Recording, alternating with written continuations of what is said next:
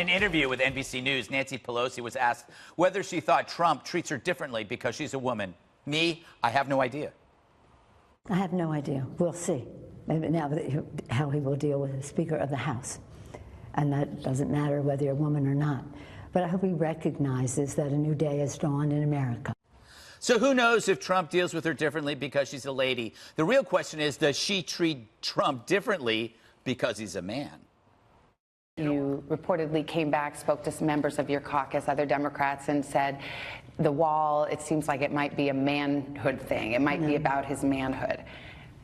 That's a statement that's capable of interpretation. Care to explain what you meant? Well, I wish that my members had not repeated that outside the room.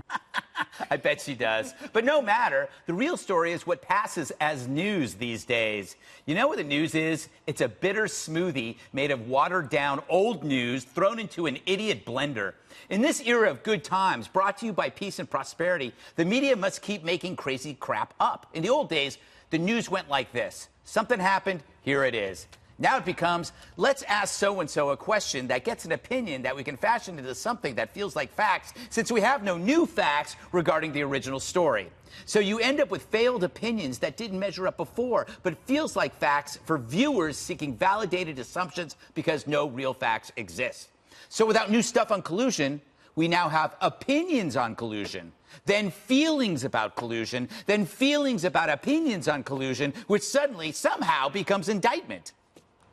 Everything indicates that a president can be indicted after he is no longer president of the United States. What about a sitting president? Well, the sitting president when he's no longer president of the United States. A president who is in office. Right. Could Robert Mueller come back and say, I am seeking an indictment? I think that that is an open discussion.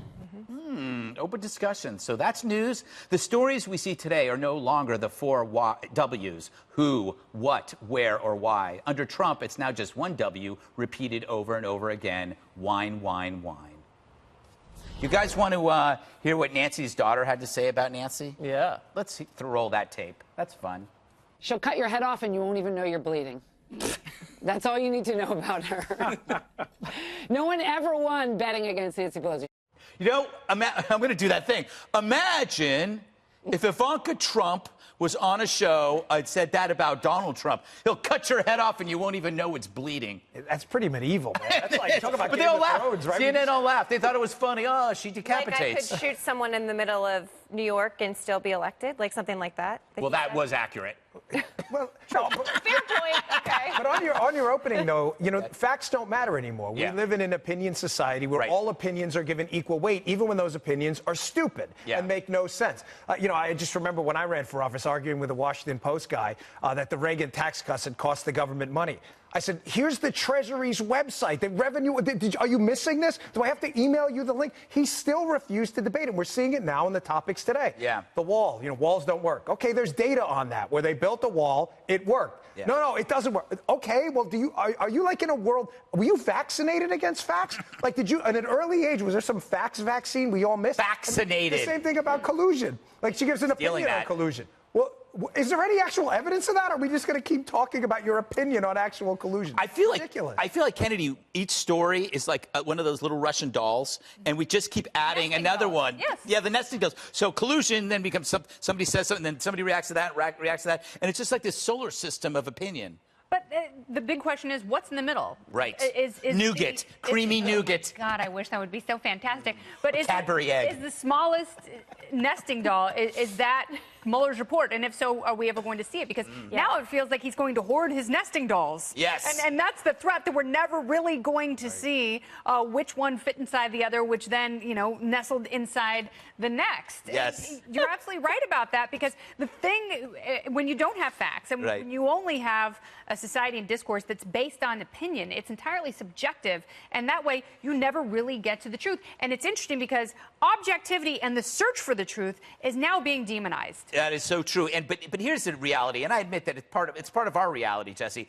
If Trump wasn't around, 87.3% of our stories would not exist. Right. Yeah. It would be about Nancy Pelosi. It would be about Hillary. Can we go wide for a second? This is probably the scariest thing I've seen all day. Let's take. Oh my God!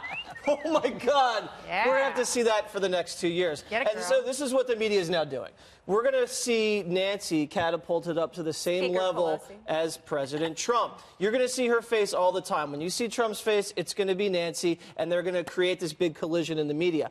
I don't think that's a good thing for Democrats. Nancy Pelosi is extremely unpopular. Trump loves contrasting himself with other people. He loves the fight. I think the media is leading the Democrats over the cliff on this stuff. You just saw her try to get her to play the gender card, Savannah. You tried to get her to say, oh, impeach, impeach, impeach. If the media does that to the Democratic Party, especially Nancy Pelosi, who's got a pretty fierce left wing breathing down her neck over the next 2 years, gender card, race card, impeachment, they're going to just drive them over the cliff. Well, all of those things existed in the run-up to the midterms, and Democrats won 40 seats in the House with people knowing Nancy Pelosi would probably be Speaker. So people I thought say they campaigned on health care. So people say, yes, but she was, in every Republican ad, Jesse, you know this as well as I do, she was the foil Republicans were running against. Then why did Democrats who ran against her do so well?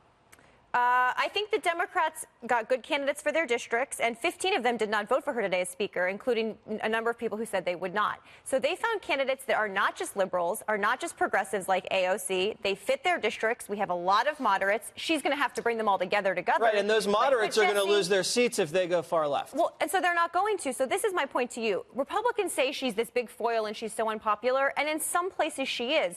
Democrats just won a historic victory in the House with the absolute idea that she would be Speaker. So I think people should not underestimate. I underestimated her, okay? I said on this program and others, she won't be Speaker if we take the House. I was wrong. I underestimated her strength and her power, and it would be stupid of all of us to keep doing that, all right. frankly. We must Not leave, historic. must Only leave it 40. there. I That's always like sad. saying that. We must leave it there. We'll keep following it. We'll keep following it. That's very good.